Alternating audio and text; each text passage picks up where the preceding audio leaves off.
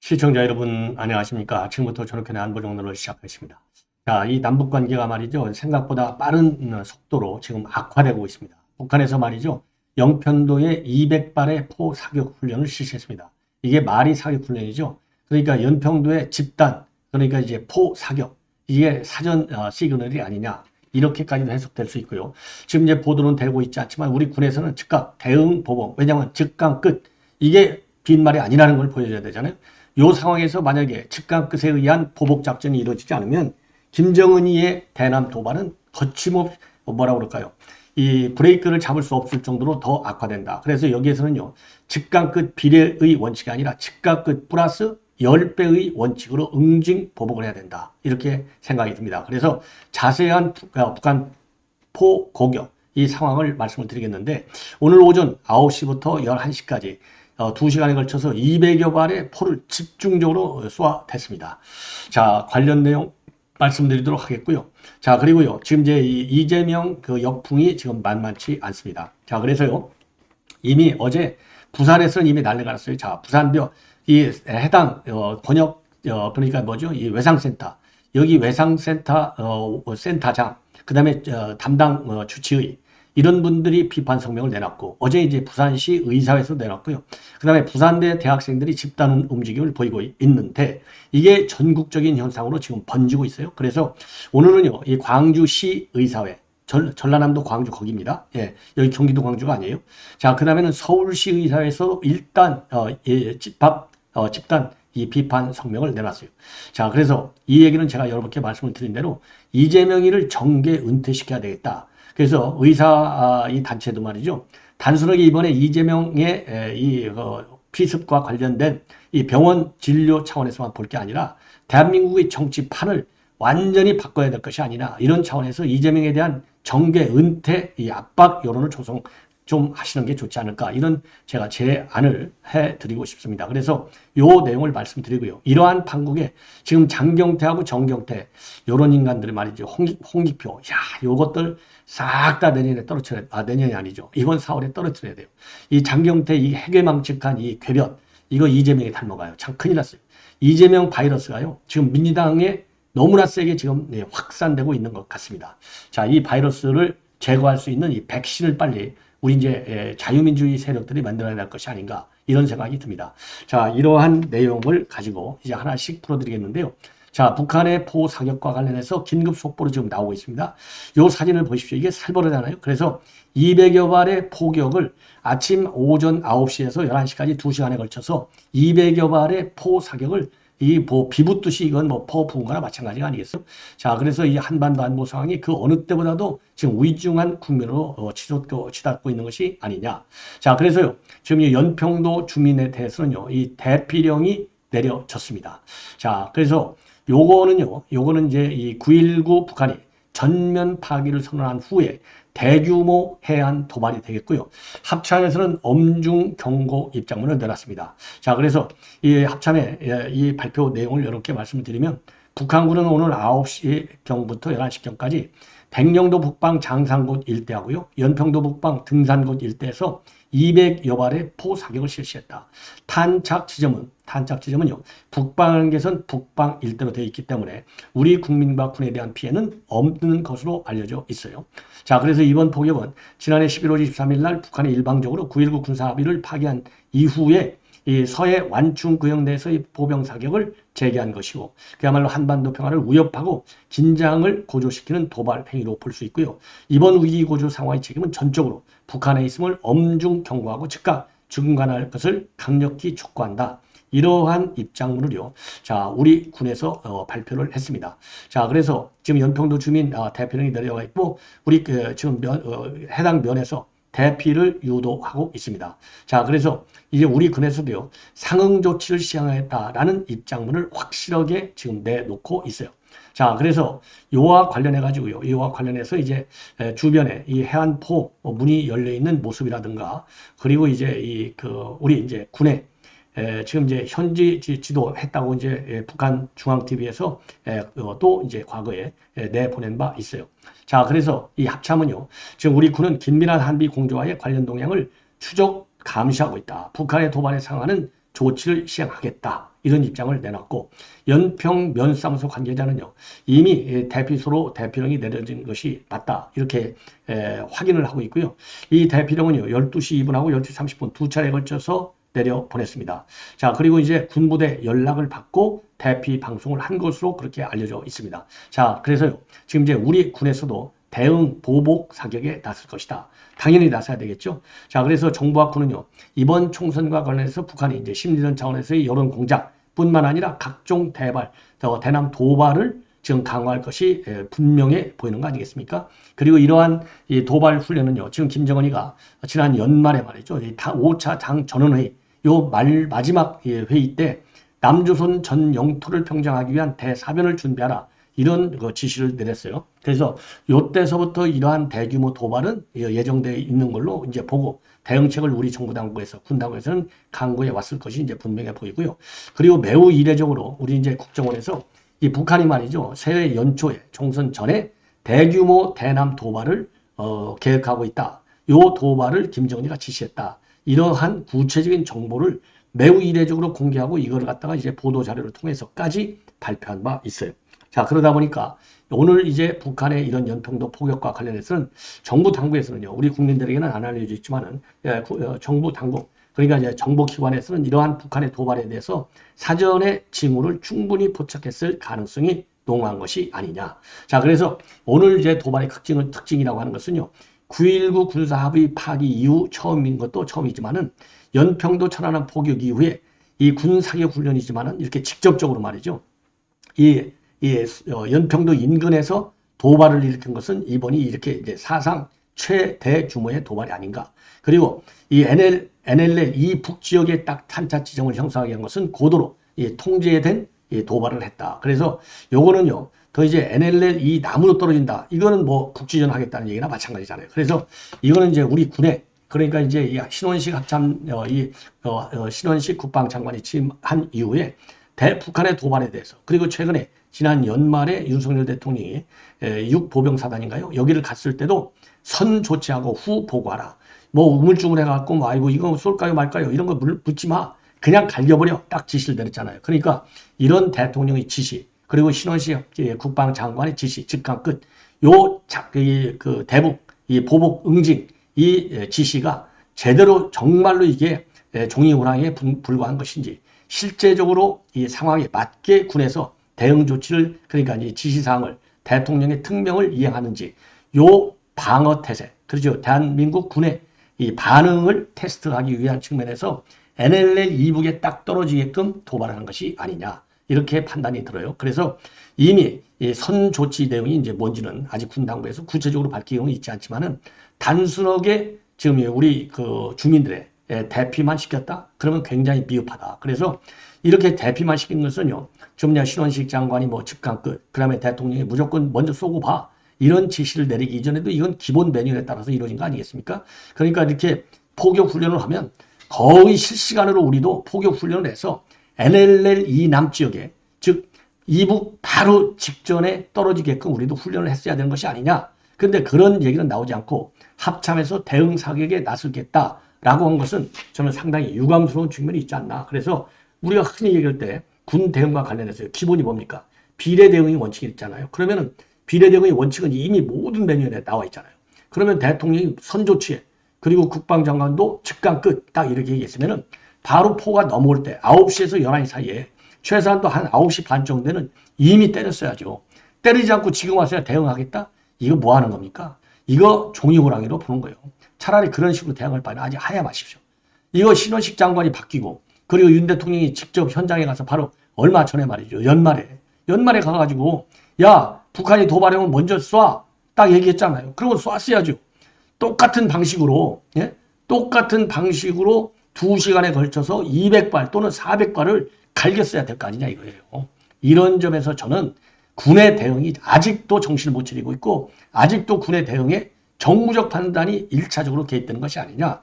이 점에서 저는 비판의 수위를 좀 높이고 싶습니다. 자, 이 정도로 말씀을 드리고요. 자, 이번에는 말이죠. 지금 이제 부산 민심이 노했다. 이건 말씀드렸지 않습니까? 그리고 부산대 학생들도 노했다. 그래서 지금 정청래가 이제 불을 질렀잖아요.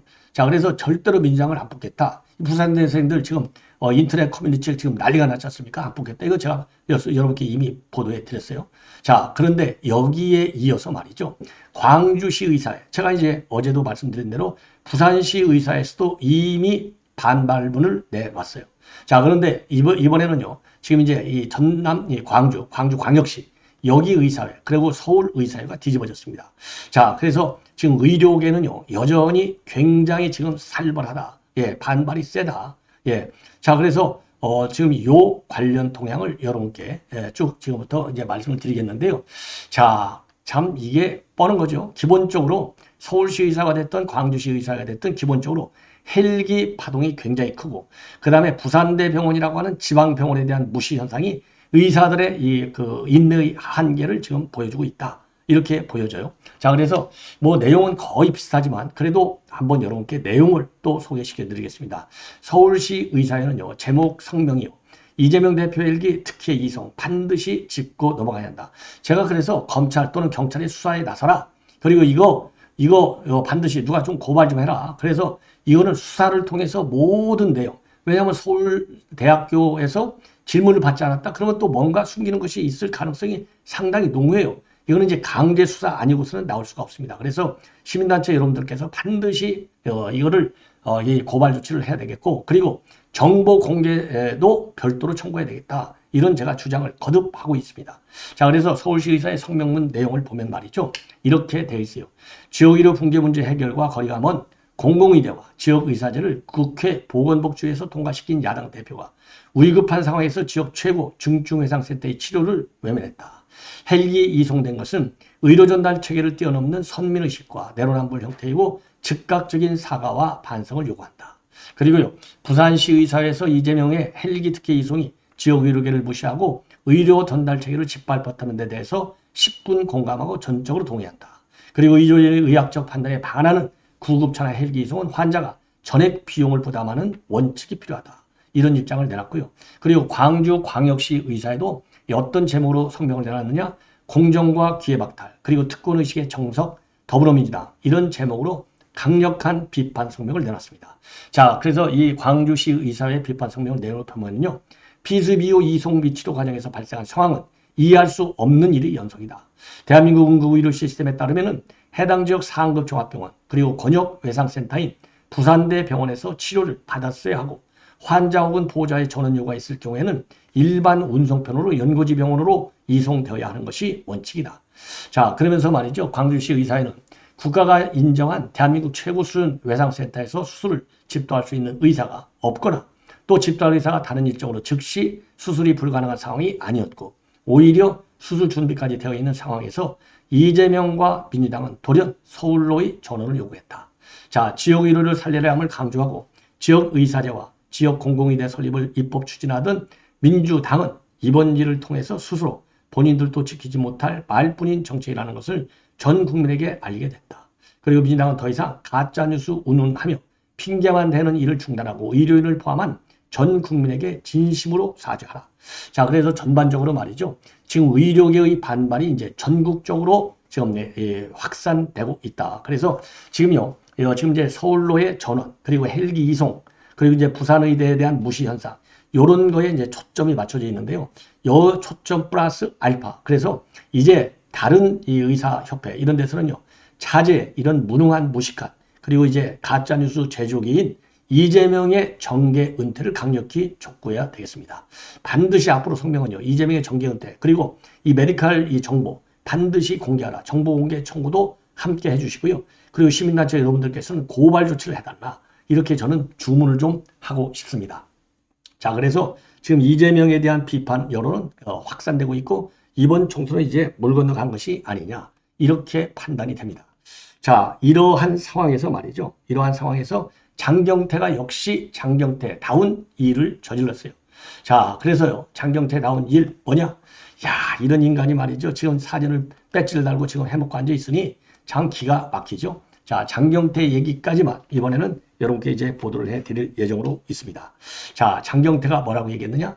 참 어떻게 보면 옳은 얘기 같고요. 어떻게 보면 틀린 얘기 같은데 무조건하고 처음서부터 끝까지 잘못됐어요. 자, 그러니까 서울대도 달래고 부산대도 달랬는데 그 논리가 이상 해괴 망측하고 그 달래는 내용에 많은 논리적 모순이 게재되어 있다. 이게 저의 판단인데요. 하나씩 제가 짚어드리도록 하겠습니다. 자, 오늘 이 장경태의 발언은요. CBS 라디오의 김현정의 뉴스쇼에 출연해서 한 얘기인데 이렇게 얘기하고 있어요. 아니, 부산대는 정말 비상치료만 하는 데야. 응급치료만 하는 데야. 그러니까 이재명이 부산대학에서 응급치료 한 거 맞잖아. 잘못한 거 하나도 없어. 그리고 그 다음에는 내 맘이지. 그래서 서울대로 간 거야. 뭐가 잘못됐어? 요 논리를 하는 겁니다.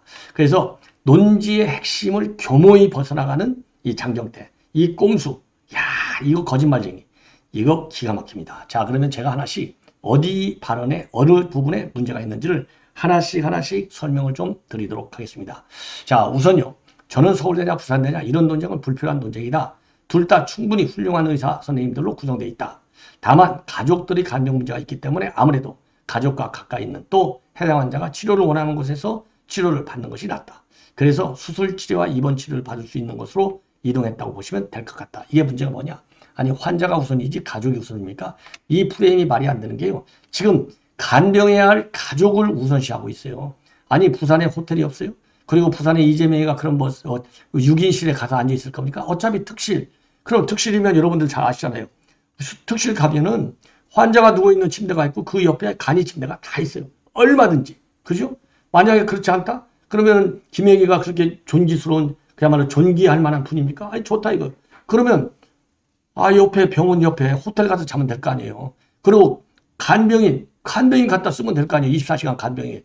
돈으로 해결하잖아요. 그러면 간병인들 복지에도 도움이 되는 거 아니에요. 간병인 산업도 활성화시킬 수 있는 거 아니겠습니까? 그런데 여기에서는요. 오로지 가족 우선주의 입장을 취하고 있어요. 아니, 환자 우선을 해야죠. 여기에 장경태 발언에 사고에 상당한 문제가 있다. 예, 이런 말씀을 드리고. 그래서 지금 우리 정부에서는 지금 간병인과 관련된 대책을 적극적으로 보완 대책을 강구하고 있잖아요. 이게 지금 말이 안 되는 거예요. 그 다음에 또 하나, 오히려 부산대 권역외상센터는 각 시도마다 한 개 정도 있는 정말 아주 비상 응급치료를 받아야 되는 것이다. 오히려 여기서 대표가 눌러앉아서 치료를 받았다면 정말 더 비상 응급 받아야 될 환자들을 방해할 수 있는 이런 또 오해를 받을 수 있기 때문에 저는 권역외상센터는 정말 비상급 상태로 계속 유지해야 한다. 이걸 부산대가 좋으냐 서울대가 좋으냐 이런 논쟁은 너무 한가한 논쟁이다. 이것도 웃기는 게 말이죠. 다른 환자가 치료받을 수 있는 기회를 박탈하지 않기 위해서 주도록 하기 위해서 양보했다는 논리잖아요. 이야, 만약에 그렇다고 본다면 자, 헬기 수송. 이 헬기는 지금 부산대 병원에 제가 말씀을 드렸잖아요. 부산대 병원의 이 병원 능력이요. 이게 우리 국내에서 최고 커요. 병상도 수백 개, 예? 의사도 17명, 정부 예산도 50억. 이 정도나 지원이 되고 있는 어마어마해요. 그래서 이재명이가 있다고 해서 환자를 치료하지 할 수 없는 상태가 아니에요. 만약에 환자를 치료할 수 없는 상태가 됐다.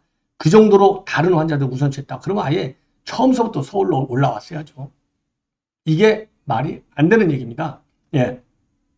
자, 그래서 요걸 보면 이 병원 비교 제가 한번 여러분께 이게 건물 사이즈도 어마어마하게 차이가 나고요. 자, 제가 말씀드렸잖아요.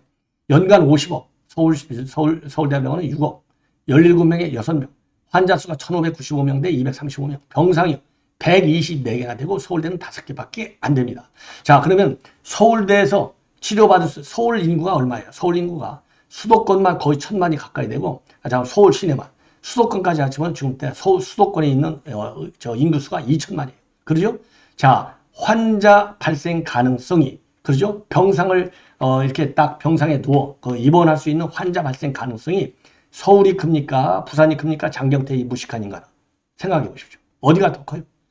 서울대 와서 딱 점령하고 있는 게 다른 비상 환자가 치료받을 수 있는 기회를 박탈할 가능성이 부산보다 훨씬 크다는 겁니다. 병상수가 25배가 되잖아요. 부산이. 이런 무식한 장경태. 야, 이거 기가 막히지 않습니까? 예. 이런 논쟁. 자, 뭐 이 정도면 여러분들 제 말이 맞는지 아니면은 장경태 말이 맞는지 아실 수 있을 것 같아요. 예. 자, 그리고 현재 상태에 관해서는 아주 작은 소리로 짧게만 대화가 가능하다. 당무 복귀는 전적으로 의료진 소견이 중요하다. 이번에는요, 가족 얘기를 안 하고 있어요. 이제 가족 얘기하다가 얻어맞았잖아요. 의료진한테 다 넘기고 있어요. 예. 아니, 여기서 두 번이나 쿠션을 주고 있어요. 하나는 아주 작은 소리, 그 다음에는 아주 짧게. 지금과 이재명이가 숨 넘어가기 직전까지 상황에 와 있다는 겁니다. 야, 이 장경태 아직도 지금 우리 국민을 상대로 해서 사기 전설, 예, 거짓 가짜 뉴스를 지금 얘기하고 있는 거예요. 야, 그리고요, 그 당시 이제 현장에 있었는데 장경태도 저도 약간 외상 후 스트레스 장애가 남았구나 하는 생각이 드는데, 피습 후에 제가 사고 현장에서 대표님 머리를 받치고 기도 확보를 하고 있었다. 피를 너무 많이 흘리셨다. 태어나서 그만큼 피를 많이 본 건 처음이다. 태어나서 진짜 피를 그만큼 많이 받는지 안 받는지 우리가 뭘로 입증할 수 있습니까? 장경태의 그동안의 거짓말 행각으로 본다면 이것도 확실한 거짓말이 아니냐, 이렇게 판단이 들고요. 예. 그리고 이제 이재명이가 피를 흘리지 않았다는 음모론도 제기되고 있는데, 이거는 경찰분들이 현장을 다 감식했다. 증거가 보존되어 있기 때문에 논란의 여지가 없다. 가짜뉴스에 아주 단호하게 대처할 것이다. 이러한 입장문을 내고 있습니다. 그리고요, 지금 이제 치료 중임에도 불구하고 민주당 내 신당 창당 움직임이 지금 이어지고 있지 않습니까? 이와 관련해서는 일단 정치도 사람이 하는 것 아니겠나. 인간 본연의 기본적 태도와 자세는 견제해야 된다. 여기서요, 인간 본연의 기본적 자세와 태도. 장경태도요, 인간 본연의 기본적 자세와 태도로 이 사건을 다뤄달라. 정무적 판단으로 이 병을 활용하지 말아달라. 이런 지적을 하지 않을 수 없고요. 여러 가지 정치적 입장에 대해서는 존중하지만 일단은 빠른 쾌유를 기원하는 게 사람의 도리이다. 자, 빠른 쾌유 기원하는 게 도리입니까? 자, 그러면은요, 김건희 여사 태국 갔을 때 그 심장번호를 챙긴 거, 그거를 인간적인 측면에서 그거를 어떻게 다루는 게 거기다 대고, 예, 무슨 그 홍보용으로, 예, 조명까지 가서 넣어서 촬영했다고 비판하는 게 사람의 도리입니까? 예, 아니면은 그대로 사실대로 받아주는 게 사람의 도리입니까? 장경태는 이런 비판을 할 인간적 자질이 무지하게 부족한 인간이다. 이게 저의 결론입니다. 시청자 여러분, 이렇게 해서 본 방송은 마치겠습니다. 대단히 고맙습니다.